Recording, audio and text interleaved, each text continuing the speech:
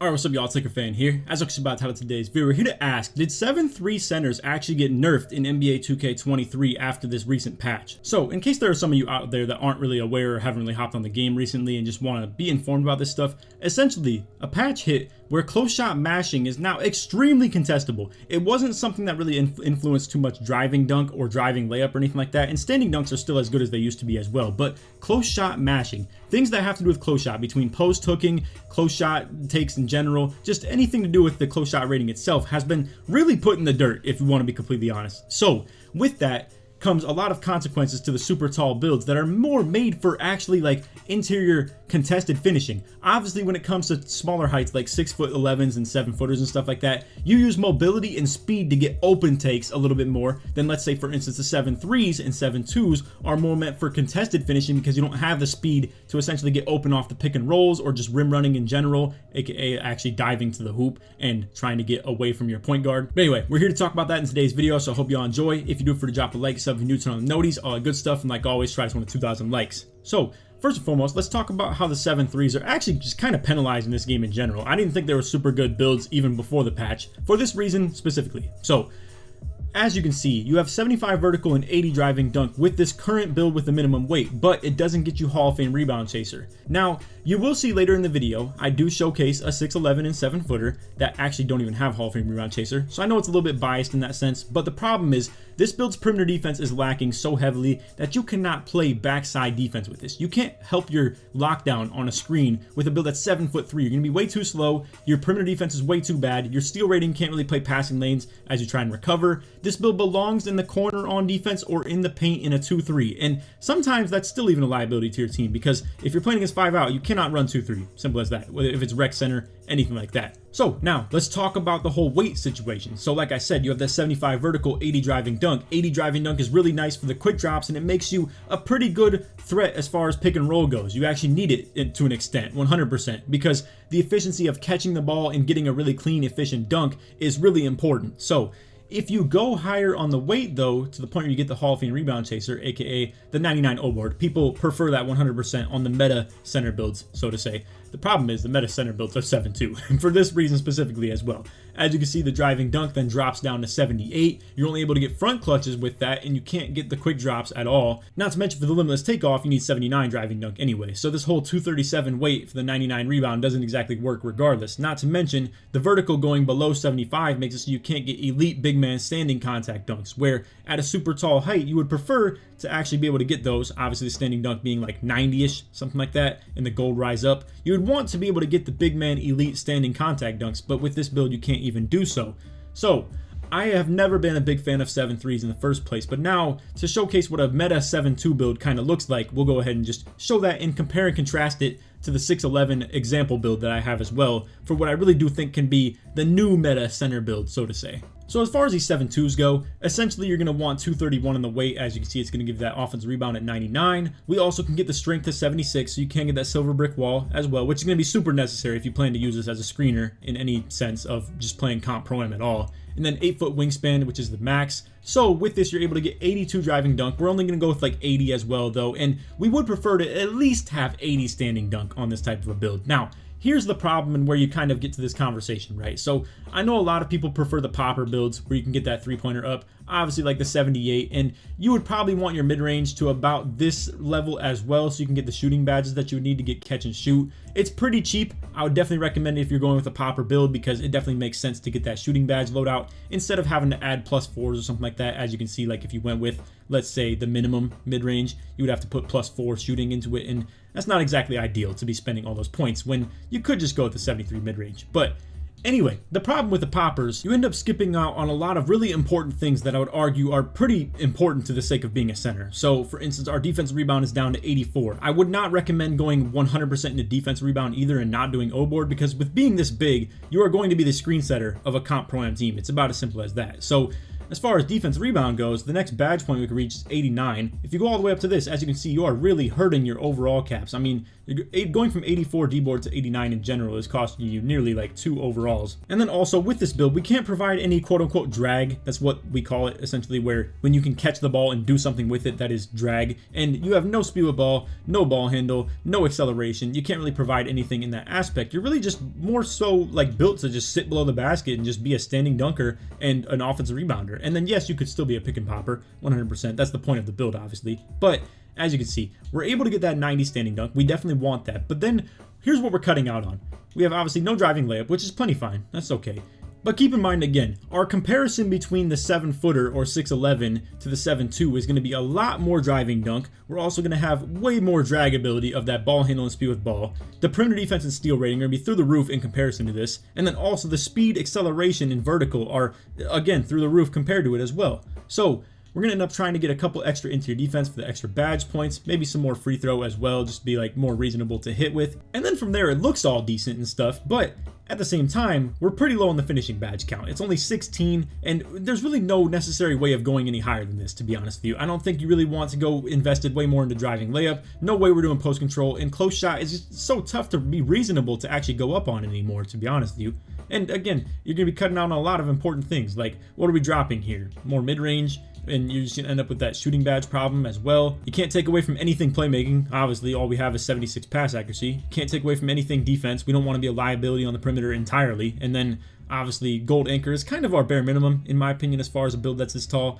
We can't take away from any D-board because it forces your offense rebound down. And then you don't want to take away from any vertical, like any physicals or anything like that here either. Strength, we have to have 76 for the silver brick wall. 75 vert. We definitely want to max out the speed. Even if you drop the stamina, what's that getting you? I mean, not that much at all. And then our finishing badge problem here is that we don't even have enough for rise up. You're gonna have to put one extra badge point on for this, and then even at that point, you can't run masher. You can't run fast twitch. You're only gonna be able to run one of the two of them, and the other just can't be ran unless you run double finishing core badge, in which case you can't even core a shooting badge, so then you just have to run silver catch and shoot and not even core anything. Now also, you could go ahead and take the 3-pointer off on a build like this, but I'm gonna be real with you, for these types of builds, I don't even know what it really provides you, so we could go ahead and make an example of that. But just so you know, that last build is going to get sharp rim and glass takeover, simple as that, and that's one of the really big perks that we have on the undersized build as well. But let's talk about the inside version of this. I mean, what can we even add to this? You definitely want the 86 pass accuracy, obviously.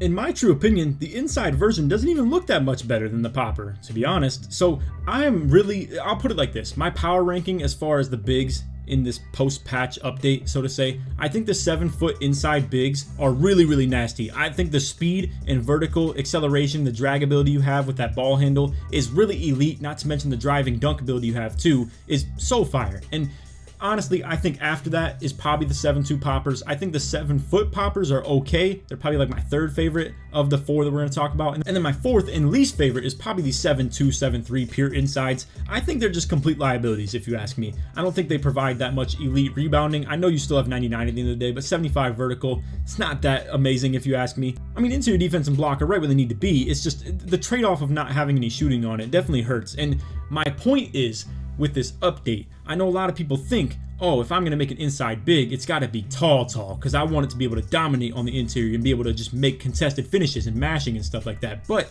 my true opinion is the speed is what's so important for the sake of being a pick and roller and just rim runner in this game in general, aka diving to the hoop. But as you can see, this build, it's even worse for the takeover options than the last one. It's only going to get rim and glass. That's it. So that is our take on the tall bigs. Now I want to talk about the undersized ones like 6'11", 7-foot, stuff like that. The 6'11 has a lot better ball handle aspect to it. To just give some comparison between the 7-footer and 6'11, the 7-footer is pretty much the same stuff. I mean, we'll go ahead and go to like a minimum weight, max wingspan 7-footer just to showcase. Obviously, we need to up it to at least the 94 defensive rebound for the Hall of Fame box out beast and the goal rebound chaser. But as you can see, it lacks like 2 less speed. It is, however, going to have a lot less ball handle, a little bit less speed of ball, and then a lot less perimeter defense and steal rating as well. So to go back to our 6'11, as you can see, a lot more ball handle, a little bit more speed of ball, a lot more prim D, a lot more steal, and then 2 more speed, a good bit of acceleration as well. And you're probably looking at the strength and you're like, oh, Laker, you just talked about having 76 strength.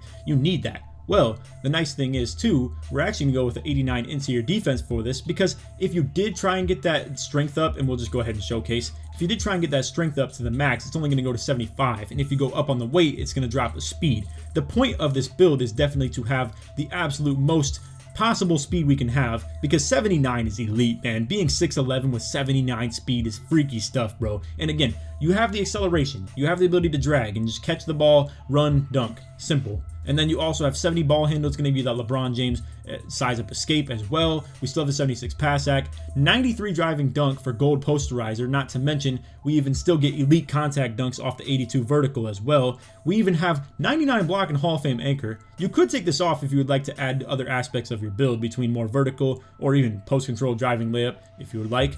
But to me, as a pick and roller, this is so elite. Not to mention, as a defensive player, it's so much better than the 7-2, 7-3 if you ask me. So you have things like, obviously, the versatility aspect of the defense. So you don't have clamps or anything like that, don't get me wrong. But it's pretty significant, in my opinion, the amount of versatility you add to your team as far as the perimeter defense and steal rating goes. And then to still be able to run things like Challenger Glove, Interceptor on the bronze level. I know it's not a step up from the 7-2, 7-3 or anything like that, but the perimeter defense and steal rating paired with them is still really, really nasty. And then also, you can like core Hall of Fame anchor as well, still run rebound chaser, brick wall, box out beast, chase down artist, still run everything that's necessary as far as that goes.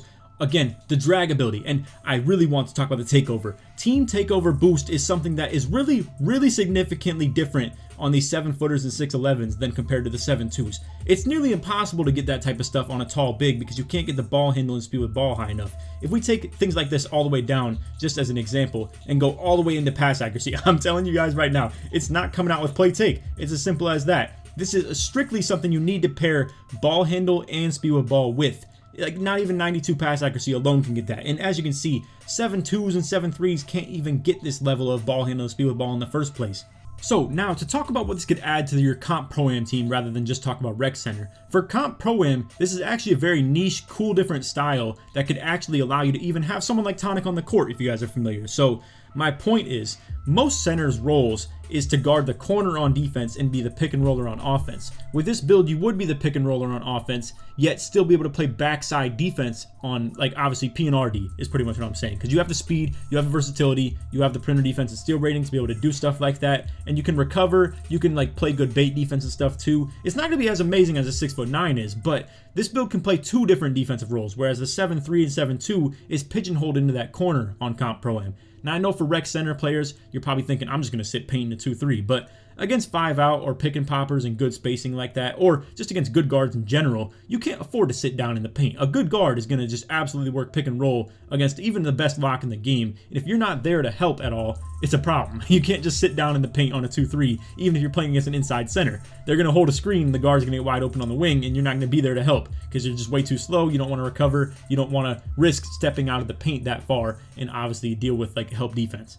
So my point here is, what you actually could do with a build like this is afford to run someone like Tonic on your team who has an outside center that could spot up in the corner as a post scorer threat and could even still be, like I said, a stretch big option. He could also even still be a good dropper that has elite defensive rebound and shot blocking as well, and could provide in multiple different aspects like that. And I think to be able to just sacrifice and be an inside big is really nice. I will say, I don't know if builds like this are very acceptable in the Rec Center. I do think you obviously want to add shooting to the build, which is going to take away from a lot of things. Between the Hall of Fame anchor, you probably don't need brick wall for being realistic, so you could probably drop the interior defense off a little bit. Like for Rec Center, I'm saying, it's very unlikely you're going to have the right spacing if you're playing with randoms to even run brick wall screens in the first place. So I don't think you have to fiend over brick wall. I would advocate if you're playing Rec Center, you definitely want to go with an outside big, but I do think by that logic, the 6'11 and 7-footers are much better equipped for the sake of the versatility. I mean, I've seen so many centers that come out here at 7'3", 7'2 in the Rec Center,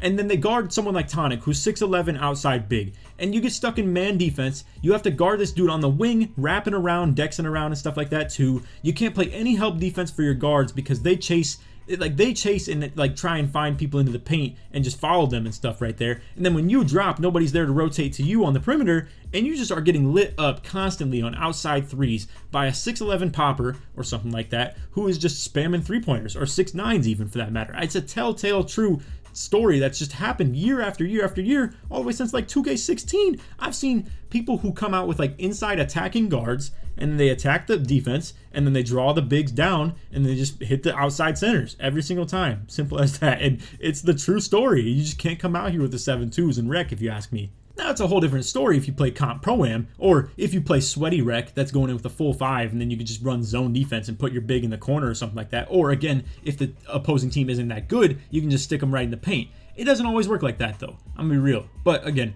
for the sake of playing with randoms, a 6'11 inside big is not it, because its spacing is just not going to be there. You don't want to be the guy that's clogging up your team's spacing or anything like that, so you do want to add that 3-point shooting. But anyway, I hope you guys do understand my whole thought process on this video in explaining why I do feel like the 7-2 insides are extremely patched. The 7-2 poppers, in my opinion, are still pretty patched. They're still very good for contributing to offensive rebounds and stuff like that, and you do still provide the spacing, but I really don't think being super tall and slow and good at interior contested finishing is it anymore. I don't think that's the point. I think really the mobility, the ability to get in the PNRs with your team, and that's the truth. Comp Pro-Am is run by pick and roll. It's as simple as that. So the more utility you bring to your team as far as being able to be a scorer and be someone that's not going to really deteriorate from your point guard's offensive runs is really important. So I hope you guys enjoyed the video. If you did, feel free to drop a like, sub if you do some noties, all that good stuff. And like always, try to 2,000 likes. Made it to the end of the video, put big in the comments, show support me all the way through, and feel free to leave your feedback on this one. I know there's going to be some people that do disagree, and I do feel bad for you guys out there that did get patched like this. I really don't think it's good for the gameplay. I already said that in the beginning of the video. I think this is the stupidest patch 2K's ever got, to be honest with you, because it wasn't even that OD in the first place to see 7-2s and 7-3s matching on the interior. I'm not a fan of the update, but what can you do? So anyway, like I said, that's off video. If you guys want to see me make a build like this, I'm not going to lie, I am kind of on my last build. I'm actually making a lockdown account and grinding it on a whole second account too, for that matter, so my teammates can actually hop in here for some Comp Pro-Am runs with a build that I actually need them all to run, and I don't want them all to have to grind that on their own, spend their own money, so I'm just going to share the account with my boys, and I'm going to have to grind that as well. And I already was just grinding the shooting build. I grinded that 6'6" pure lock as well, and to be honest with you, I don't know if I have it in me to grind another build, but if there is one last build that I'm ever going to make in this game, it would be something like this, that can play true power forward backside defense and still be an elite offensive rebounder with the height that it has and the vertical that it has, and then be just in general a good interior finishing, like mashing type build that can still provide the standing dunk and the driving dunk aspect. But to be honest with you, after this patch, I see no reason to even change off anything but my 6'9" inside. I mean, it sounds so corny, but I'm gonna be real, bro. The ball handling that it provides and stuff too, and just the ability to get the driving contact dunks and the speed and the versatility that it has in the offensive aspect like that is so OD. And then also I obviously have that shooting build that I plan to play the 5-out style with too, so I don't know if I'm ever going to make something like this, but I do think for you, if you like to play like a big, this is actually a pretty solid build for you. But yeah, for me, I'm a little bit more ball handling oriented. I would like to be able to still get my slasher style and stuff like that too. But again, don't sleep on this play take. I'm telling you, this goes a long way for your teammates. To be able to have that team takeover boost is a tough thing. And for you to be like a power forward on defense and a center on offense and still have play take, that is a fire thing. You're not trolling your team at all by running a playmaking takeover, even if you're not going to be doing it. This works even if you don't have the ball in your hands. If it's active, your point guard is eating on takeover. I advocate for every power forward in the game if you can get this to have it. I mean, it's elite, bro. But anyway, we'll keep you guys posted. I might even drop a meta center build video or something like that, because I don't know if what I showcased here is the meta center build by any means, but I do have some good ideas, so we'll maybe drop that within like a week or two, something like that. But anyway, that's all video. I hope y'all enjoyed, and on that, take it easy, man. Peace.